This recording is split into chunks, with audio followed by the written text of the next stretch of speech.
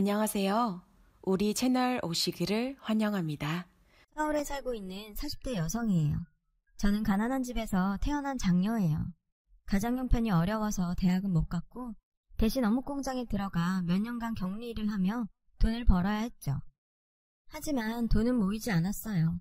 제게는 딸린 식구들이 있었거든요. 아빠가 일찍 돌아가신 탓에 동생들을 부양하는 건 제 몫이었어요. 아빠는 남분꾼에 알코올 중독자였어요. 그래서 솔직히 그립지는 않아요. 어머니는 능력이 없으셔서 제게 많이 기대셨고 둘째 동생이 사회생활을 시작하기 전까지 집안의 경제적 책임은 거의 제가 졌다고 보시면 돼요. 그래도 둘째 동생은 식구들 중에 제일 공부머리가 있어서 대학에 붙었어요. 그래서 제가 동생 학비를 4년 내내 보내주었죠. 물론 동생도 틈틈이 알바를 해서 지 생활비는 벌었고요. 저는 20대가 돼서도 우동 한 그릇을 마음대로 사먹지 못했어요. 늘 빠듯했으니까요. 그러니 주변 친구들처럼 외모를 가꾸고 꾸미는 건 생각도 할 수 없었죠. 다행히 동생들이 일찍 철이 들어서 사회생활을 하면서부터는 제 부담이 많이 사라졌어요. 그때 제 나이가 27살이었어요. 고기도 먹어본 놈이 먹는다고 하죠. 막상 제가 번 돈을 나를 위해 쓸 수 있게 되고 나니 도통 어디에 써야 할지를 모르겠더라고요. 그러다 처음으로 파마를 하고 싶다는 생각을 하게 됐어요. 형편 탓에 매번 미용실에 가서도 커트만 했거든요. 앞머리 같은 건 그냥 집에서 대충 잘랐고요. 미용실에서 파마를 하고 거울을 보는데 제 모습이 너무 마음에 들지 뭐예요. 그날부터 제 꿈을 미용사로 하기로 했어요. 미용사가 되면 제 파마는 공짜잖아요. 그렇게 저는 평일에는 격리 일을 하고 주말에는 미용학원을 다니며 자격증을 땄어요. 솔직히 몸은 힘들었지만 마음이 그렇게 가벼웠던 적이 없어요. 자격증을 딴 뒤 저는 꽤 규모 있는 헤어샵에서 스텝으로 일하며 경력을 쌓았어요. 남편은 제 첫 커트 손님이었죠. 전 첫 손님을 맞자 너무 당황한 나머지 망치고 말았어요. 손님 머리에 500원짜리 동전만한 땜빵을 만든 거죠. 정말 크게 혼이 날 게 분명했어요. 최악의 경우엔 해고였고요. 그런데 남편의 반응은 의외였어요. 괜찮아요. 어차피 머리는 또 자라니까. 대신 저랑 커피 한잔 하실래요? 저는 미안한 마음에 남편과 커피를 마시게 되었어요. 그렇게 얘기를 나누다 보니 자연스레 남편에 대해 알게 되었죠. 남편은 저보다 3살 연상으로 인테리어 시공을 하고 있었어요. 정말 재밌는 사람이었죠. 함께 있는 내내 웃음이 떠나질 않았어요. 마치 오랜 시간 알고 지낸 사람 같았어요. 제가 돈은 없어도 이 마음 하나만큼은 진또백이거든요. 먹고 살기 바빠 제대로 된 연애 한번 못해본 저로서는 남편이 첫사랑과 마찬가지였어요. 그렇게 남편과 저는 연애를 시작했고 3년간의 연애 끝에 우린 결혼을 했어요. 저는 그동안 모은 돈으로 동네에 작은 미용실을 차렸어요. 미용실 인테리어는 남편이 손수했고요. 그 덕에 돈도 많이 아낄 수 있었고 가게에 애착도 더 생겼어요. 남편 집안도 그리 넉넉하지 않았어요. 시부모님이 시골에서 농사를 짓고 계셨거든요. 부모 도움 받아 살 처지가 아니었던 남편과 저는 열심히 살았어요. 남들 다 쉬는 일요일에도 쉬지 않고 일을 했죠. 그렇게 둘이 합심해서 열심히 일한 덕분에 결혼 5년 차에는 대출을 끼고 낡은 빌라도 구입할 수 있었죠. 드디어 반지하를 탈출하게 된 거죠. 볼품없는 집이기는 했지만 그래도 우리 손으로 마련한 첫 집이라서 마냥 행복하기만 했어요. 집을 마련한 우리 부부는 이제 아이만 생기면 되겠다고 생각했어요. 그동안 사는 게 바빠서 따로 자녀 계획을 세우진 않았지만 그래도 늘 염두하고 있었거든요. 그러던 어느 날 시어머니께서 전화를 하셨더라고요. 사촌동생에게 빚보증을 서주었다가 집이 넘어가게 생겼다고 하시더군요. 면목 없지만 도와달라고 할 때라고는 너희밖에 없구나. 이번 한 번만 도와주면 안 되겠니?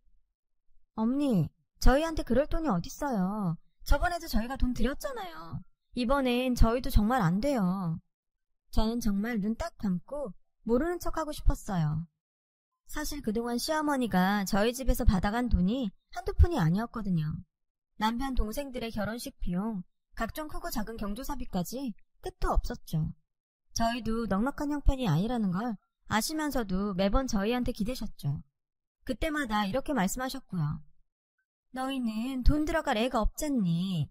애만 있어도 내가 이런 부탁 안 했다. 총수한테는 비밀로 하고 알았지? 제 아킬레스건을 건드리시며 당신 아들한테 함구하란 말도 잊지 않으셨죠. 그럴 때면 전 아무 말도 할 수 없었어요. 어머님 앞에서 저는 어쨌든 애 못 낳은 죄인이니까요. 결국 이번에도 시어머니의 돈 문제를 해결해 드리기로 했어요. 그 즈음 저는 단골 손님이 늘어 하루 종일 서서 일을 해야 했어요. 너무 무리를 했던 탓일까요? 저는 손님 머리에 염색을 하던 중 그만 그대로 쓰러져 버렸지 뭐예요. 손님의 신고로 구급차에 실려갔다는데 기억이 하나도 없었어요. 눈을 떠보니 병원이더군요. 이런저런 검사를 한 뒤 결과를 확인한 의사 선생님이 제 침상으로 오셨어요. 그런데 표정이 좋지 않더라고요. 그리고 의사 선생님 입에서 나온 말은 너무나 충격적이었어요. 환자분, 임신하신 걸 모르셨나요? 임신 초기라 안정이 필요했는데 안타깝지만 유산되셨습니다. 몇 가지 검사를 더 해봐야 할 것 같으니까 일단 안정을 취하고 계세요. 믿을 수가 없었어요. 제가 임신이라뇨. 저는 제가 임신한 줄도 몰랐거든요. 알았다면 그렇게 무리하지 않았겠죠. 단지 스트레스 때문에 생리가 며칠 늦는다고 생각했을 뿐인데. 유산됐다는 얘기를 들은 남편은 그 자리에서 엉엉 울었어요. 의사 선생님 말이 제가 자궁이 약한 편인데 유산 후에 상태가 더 안 좋아져서 임신 확률이 희박해졌다고 하더라고요. 청산벽력과도 같은 말에 저는 아무 말도 할 수 없었어요. 그저 눈물만 흐르더군요. 그날 이후 저는 한동안 우울증에 빠져서 미용실도 열지 않고 집안에 틀어박혀 지냈어요. 여보, 나는 자식 낳으려고 당신이랑 결혼한 거 아니야. 난 당신만 있으면 돼. 그러니까 다른 생각하지 말고 서로만 보고 살자. 응? 우리만 행복하면 되는 거야. 시리에 빠져있던 저를 구한 건 남편의 따뜻한 말 한마디였어요. 그렇게 저희 부부는 둘이서 서로를 바라보며 열심히 살았어요. 하지만 전 잘 알고 있었어요. 남편이 아이들을 좋아한다는 걸요. 가끔 남편과 장을 보러 마트에 가면 그이의 눈은 어김없이 마트에서 뛰어다니는 아이들한테 가 있었거든요. 저는 그 모습을 못 본 척 해야 했어요. 둘만 지내면 적적할 것 같아서 우리는 유기견 센터에서 잡종 강아지 한 마리를 데려와 키우게 되었어요. 전에 살던 집에서 파양당했다는데 그렇게 그늘진 표정의 개는 처음 봤어요. 마치 자기가 버려진 걸 아는 것만 같았죠. 그래서 더더욱 녀석을 보다듬게 됐어요. 이름은 콩이라고 짓고 자식처럼 키우게 되었죠. 수제 간식도 해먹이고 어디를 가든 늘 데리고 다녔어요. 그러던 어느 날 생리가 끊겼어요. 유산 몇 달 후부터는 꼬박꼬박 주기를 넘긴 적이 없었거든요. 저는 날짜 계산을 해보고 임신일 거라고 생각했어요. 100% 불임이 아닌 확률이 희박한 아님이었기 때문에 임신 가능성이 있다고 믿었으니까요. 저는 떨리는 마음으로 일단 산부인과를 찾아갔어요. 괜히 섣불리 남편에게 알렸다가 혹여 실망하는 모습을 보게 되지 않을까 걱정이 됐거든요. 그런데 불행은 늘 예기치 못한 순간에 찾아오는 건가 봐요. 간단한 검사를 하고 로비에서 결과가 나오기를 기다리고 있었어요. 병원에는 배가 볼록 나온 임산부와 그런 아내를 따라온 남편들이 많이 보이더라고요. 나에게도 저런 날이 올까 생각하며 눈시울을 붉혔어요. 그때였죠. 간호사가 제 이름을 부르더라고요. 안내에 따라 진찰실에 들어가 보니 의사 선생님이 기다리고 계시더라고요. 환자분께 어떻게 말씀드려야 할지 보호자분은 같이 안 오셨나요? 의사 선생님은 저를 보시며 한동안 말씀을 아꼈어요. 절대 좋은 소식이 아니란 걸 직감했죠. 선생님, 괜찮으니 말씀해주세요. 제가 무슨 병이라도 걸린 건가요? 가벼운 거겠죠? 자궁경부암이었어요. 그것도 3기요. 내가 암에 걸렸다니 믿을 수가 없었어요. 병원에서 나온 저는 혼자 바다를 보러 갔어요. 오만 가지 감정이 튀어나왔죠. 세상이 원망스럽고 왜 나한테만 이런 시련을 주는 건지 화가 나고 억울한 마음뿐이었어요. 그 순간 많은 생각이 들더군요. 가족 중 한 명이 아프면 가족 모두가 환자가 된다고 하잖아요. 저야 곧 죽을 수도 있지만 남겨질 남편이 너무 걱정되었어요. 저밖에 모르는 착한 사람이니까요. 집에 들어오자 남편은 걱정 가득한 얼굴로 어딜 갔다가 이제야 오냐고 하더군요. 그런 남편을 보니 눈물이 날 것 같았어요. 하지만 남편 앞에서 눈물을 보일 수는 없었어요. 그랬다가는 남편이 제 병에 대해 눈치채게 될 테니까요. 다른 건 몰라도 남편에게 제 병수발을 들게 하고 싶지는 않았어요. 그러기 위해서는 남편한테만큼은 철저히 비밀로 붙여야 했어요. 저는 남편 몰래 암투병을 시작했어요. 치료 후 수술을 해야 하는 상황이었는데 그때까지는 비밀로 하고 싶었어요. 치료를 위해 병원에 갈 때마다 의사와 간호사는 제게 매번 보호자 없이 혼자 왔냐고 물었어요. 그럴 때마다 저는 가족이 없다고 했고요. 그렇게 3개월 정도 지났을까요? 제가 남편과 밥을 먹다가 식탁에서 그만 코피를 흘리고 쓰러졌지 뭐예요. 저를 데리고 병원에 갔던 남편은 결국 제 병을 알게 되었어요. 남편은 정말 불같이 화를 냈어요. 남편이 그렇게 화가 난 건 처음 봤어요. 왜 지금까지 나한테 말 안 했어? 당신은 나를 뭐라고 생각하는 거야? 그동안 왜 나한테 말도 안 하고 속였던 거냐고. 당신이 이렇게 아픈데. 남편은 저를 끌어안고 울었어요. 그날 밤 저는 남편한테 모든 걸 다 사실대로 말했어요. 당신한테 해준 것도 없는데 아픈 마누라 병수발까지 시키기 싫었다고요. 이혼해 줄 테니 좋은 사람 만나서 새 출발하고 살라고 말이죠. 그냥 내 뜻대로 해줘요. 그게 내 마지막 소원이에요. 마지막? 그런 재수없는 소리 하지 마. 남편은 제게 크게 화를 냈어요. 그리고는 무슨 수를 써서라도 저를 살려내겠다고 하더군요. 그러니 마음 단단히 먹고 치료에만 전념하라고요. 저는 수술을 위해 병원에 입원했어요. 그런데 꼬박꼬박 병원에 오던 남편이 언제부턴가 병원을 찾아오는 횟수가 현저히 줄기 시작하더라고요. 하지만 병원에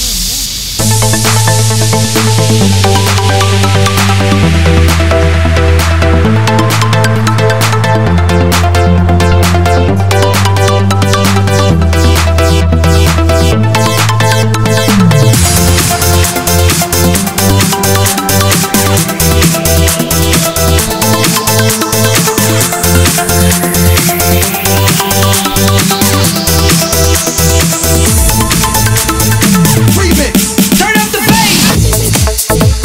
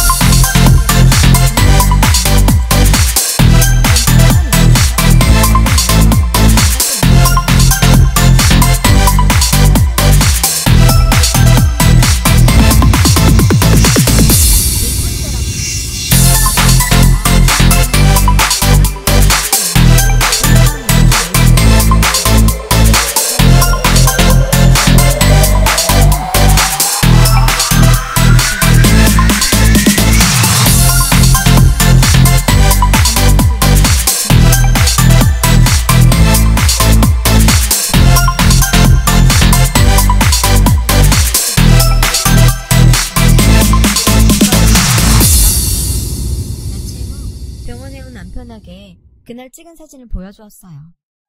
여보, 나 다 알아. 그러니까 나 때문에 숨기지 않아도 돼.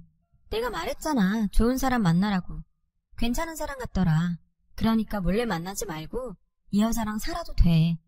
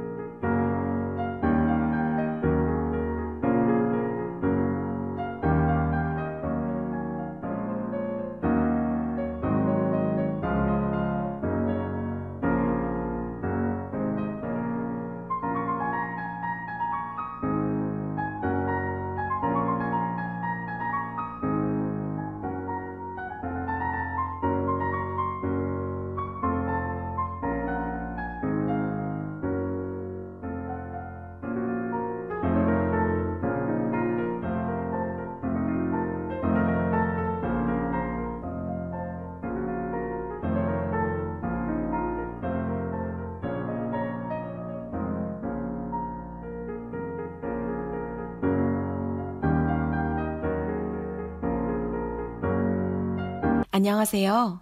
우리 채널 오시기를 환영합니다. 당신이 생각하는 그런 거 아니야.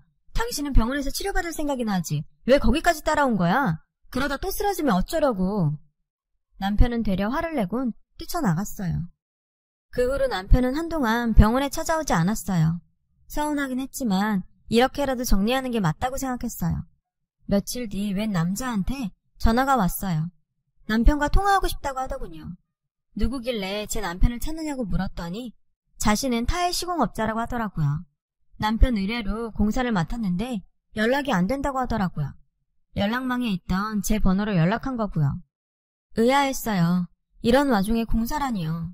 남편은 공사장에서 무릎을 크게 다친 후로 공사장에는 나가지 않았거든요. 아직도 비만 오면 앓는 소리를 하는 사람이 말이에요.